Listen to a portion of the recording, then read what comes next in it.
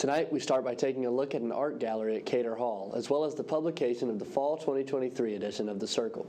Then we'll inform you about an award given to the Laurel Hotel and Spa. We'll also take a look nationally by updating you on a tragic accident in Ohio and a look into Maui 100 days after the deadly wildfires. Finally, you'll get today's Take a Look at This, your Auburn Fun Fact of the Week, and more. All of that and more is coming up next on Eagle Eye's Thursday News at 6.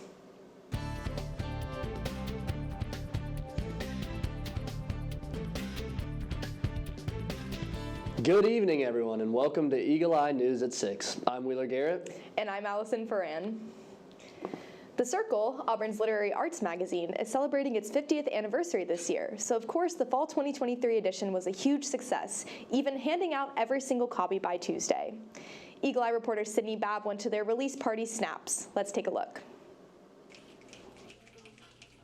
The Fall 2023 Auburn Circle has released this semester's edition of the magazine, kicking off distribution week with Snaps. So Snaps happens after we complete our first day of distribution. It's sort of our magazine launch party where all of the featured artists who want to perform will come out to Snaps and come to Well Read and read their written work, or if they have visual work, they'll kind of talk about the process, and sometimes people do music or other different types of media that are in the Circle, and there's free coffee and free treats. We really love the atmosphere of Well Read. All of the chairs are kind of formed in a semicircle all together, and it just makes us feel like a family and like a community, and it's a really warm atmosphere with, books, and we're a literary arts magazine, so we love books. Most students who submit their work to the Circle have previous knowledge of the magazine and will submit multiple times throughout their college career after forming a community with their peers. Elizabeth, my friend, took me to my first Snaps fall of freshman year, and I was like, oh my gosh, this is amazing. And I've been submitting spring of my freshman year. I got 2 collages in sophomore year, and now I'm a poet in there. So I just kind of heard about it, and I'm not looking back. I love the Circle. I think Snaps is important to people on Auburn's campus that are students, because all students submit to this, and also I feel like we get a reputation of being like a big SEC school, and some people don't really know about the student media organizations that we have around here, and it's good exposure for those things, and just the fact that we have really creative and talented people that aren't athletes here at Auburn. The Circle's distribution of their Fall 2023 edition will continue through this week. Sydney Babb, Eagle Eye TV. The Auburn University Honors Congress hosted an art gallery with submissions from fellow students. This gallery was an appreciation of their work by displaying the art in Cater Hall. Allison Foran reports. We are here outside of Cater Hall as the Honors Congress puts on their art gallery featuring pieces created by Auburn students. Honors Congress, the student government of the University Honors College, hosted the gallery to promote members' artistic abilities. Josh Wilbur tells us more. So we reached out to a bunch of our members in the Honors Congress and the Honors College as a whole. I've noticed that a ton of them are really artistic and don't get a lot of opportunities to show that off, so I reached out to them and said, hey, would you be willing to submit something? And they were over the moon about the idea. We have watercolor, we have some poetry in there, we have tons of photography, we have people submitting nail art, tons of different stuff. You can visit honors.auburn.edu to learn more. While this is the first Honors Congress Art Gallery, if this event returns to Cater Hall, you can bet we'll be back to cover it. For Eagle Eye TV, I'm Allison Foran. The Laurel Hotel and Spa at Auburn University was awarded a 5-diamond designation by AAA Travels earlier this month. This award recognizes the Laurel as a luxury hotel with esteemed amenities, dining, and an overall 5-star experience. The Laurel Hotel and Spa is a branch of Auburn University's School of Hospitality, making this teaching a hotel a rarity of its kind. Only 89 hotels in the U.S. carry this recognition, and Auburn's very own is the first in the state of Alabama to receive this prestigious mention. When we come back, we'll inform you of a tragic accident along with other national updates and more. You're watching Eagle Eye TV, Auburn's news leader.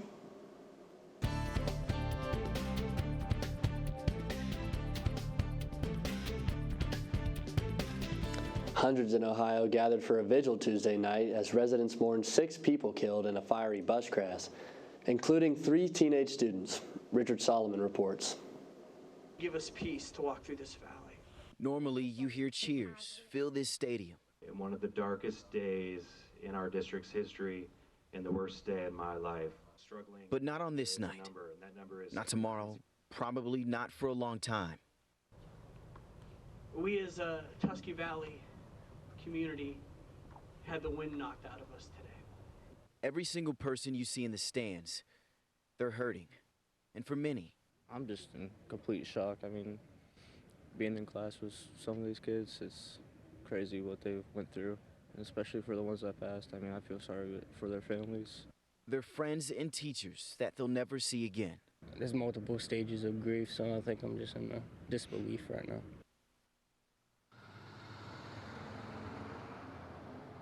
Three students, two parent chaperones, and a teacher died Tuesday morning. The charter bus, full of band students, and an SUV carrying the adults were rear-ended by a semi-truck on I-70 in Licking County. They were all headed to Columbus for a conference. And even in their darkest moment,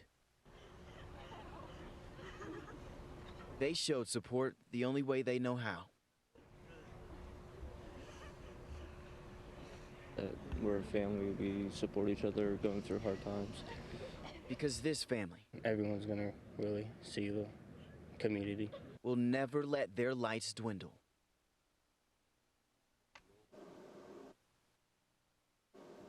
It looks like the government will stay open for now.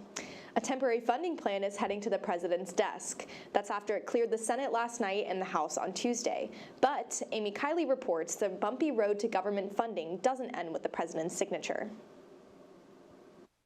This Friday night, there will be no government shutdown. A bill to fund the government now goes to President Joe Biden. A White House official says he plans to sign it. That's after a late-night vote in the Senate. My Democratic colleagues and I will work with Republicans. I will work with Leader McConnell. The day began with hopes for swift passage. There's no reason we can't finish this bill even as soon as today. But not everyone agreed with speed. Republican Senator Roger Wicker wanted movement on the National Defense Authorization Act. He worked out a deal with chamber leaders. Senator Rand Paul proposed an amendment to reduce spending. The chamber shot down that idea. Then, just before midnight, the bill is passed. That doesn't mean the spending battle is over. The bill's two-tiered funding runs out just into the new year. We expect that fight when we get back from Thanksgiving. Hardline House Republicans say they want Speaker Mike Johnson to push back against Democrats. Working with them is what cost his predecessor the gavel. We're sending a shot across the bow. I'm Amy Kiley reporting. Resolved that the House.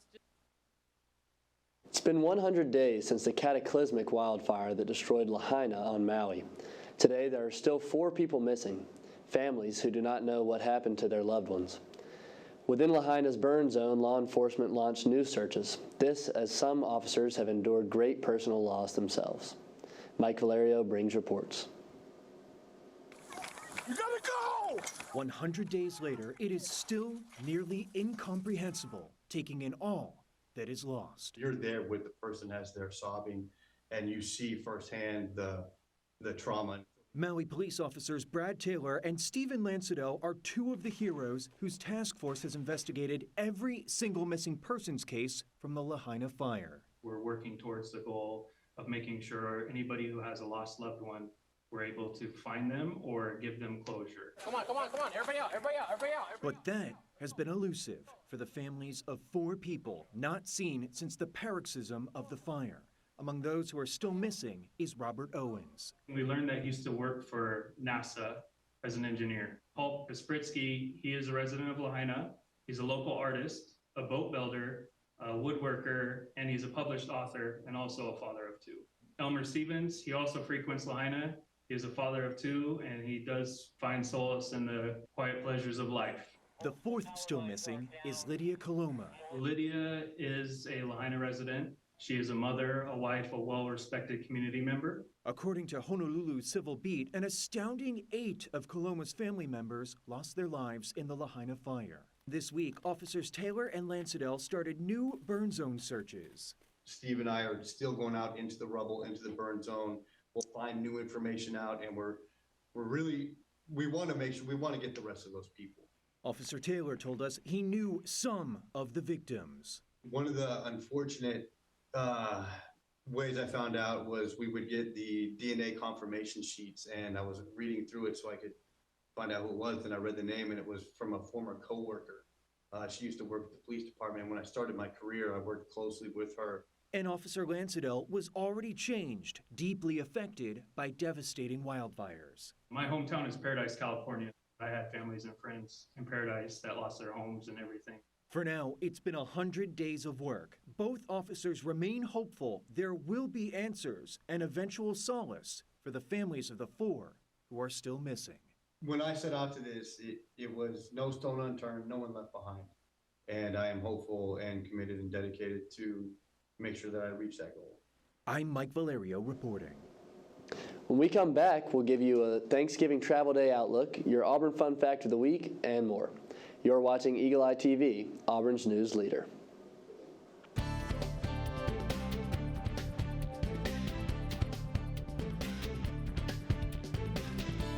Thanksgiving is next week, and we're getting a glimpse into what you can expect if you're traveling. AAA says this Thanksgiving travel period is expected to be the busiest in several years, and the TSA expects it to be a record setter for air travel. In today's Consumer Watch, Cole Higgins has a closer look and some tips and hacks to make your traveling a little smoother. If you're traveling over the Thanksgiving holiday, pack your patience. It's expected to be a record-setting travel season in the skies and a busy one on the roads. The trend is that people are still traveling in very large volumes. AAA is forecasting 55.4 million people will be traveling to their holiday destinations, including more than 49 million who will drive to their destination between the Wednesday before Thanksgiving and the Sunday after the holiday. If you're hitting the road, AAA says that Wednesday afternoon is still the worst time to hit the roads, with AAA recommending you leave on actual Thanksgiving Day. It shortens the amount of time that you're at your destination, but it also shortens the amount of time that you're in transit. The Sunday after Thanksgiving is also brutal, but not as busy as it could be. Hybrid schedules and remote schedules have changed everything because now people can leave for holiday travel at different times. If you're taking to the skies, brace yourself for packed airports and possible delays and cancellations. The Transportation Security Administration is bracing for an all-time record number of passengers at airports nationwide on this Sunday after Thanksgiving. So what can you do to minimize the chaos at the airport? One travel expert says avoid checking a bag in case your flight gets canceled and you're moved to a different one. Take public transit to the airport or book your parking spot online now. And finally, give yourself plenty of time, be flexible, and very patient. There's always going to be some amount of cancellations that happen as long as we have bad weather. For Consumer Watch, I'm Cole Higgins. Well, everyone, the universe can make some pretty unique noises, and scientists and artists came together to harness those notes and give them a musical touch you can take home. Patrick Cornell shows us this and more, and take a look at this. The sounds of space. A melody from the Milky Way that you can play at home. NASA's sonification project translated telescope data from the center of the Milky Way galaxy into notes and sounds which a composer turned into this classical composition, a plucky piece named Where the Parallel Lines Converge, performed in July at McGill University. But this cosmic concert is not just for professional performers. NASA also released sheet music so non-professional musicians can play it from the comfort of their living rooms. Described as dark and mysterious, the score comes with parts for the flute, piano, violin, and more, so everyone can play along with friends and family to the harmonies bouncing across the heavens. Coming soon to the nation's capital, this Christmas tree. The White House hand-picked a 19-year-old Fraser fir from Klein Church Nursery in North Carolina. This is the Super Bowl of the Christmas tree industry. The farm won the honor as part of a nationwide competition. Carefully cut down, the tree will be loaded up and shipped to Washington, where it will arrive for display in just a few days. Speaking of beating the competition, this woman and her wig just set a new Guinness World Record. Helen Williams from Nigeria spent $2,500 and 11 days weaving this wig, measuring 1,152 feet, 5 inches in length. That's longer than 7 Olympic-sized swimming pools. It took 1,000 bundles of hair, 35 tubes of glue, and more than 6,000 hair clips to hold it all together. For Take a Look at This, I'm Patrick Cornell. Did you know that the oldest building on Auburn's campus is not in its original location and has gone through many transitions over time? Langdon Hall was built in 1846 as a chapel for the Masonic Female Seminary. At the time, it was more expensive to tear down the building and rebuild it, so Langdon was rolled on logs from Gay Street to its current location next to Sanford Hall and Biggin. In its early years on campus, Langdon was known as the social center of campus, hosting music performances, pep rallies, commencement exercises, and more. In 1924, the lower floor served as a YMCA, then became the Student Center in 1933. In the 1970s to 90s, it was used as a free movie theater before finally being converted to offices and a large lecture hall.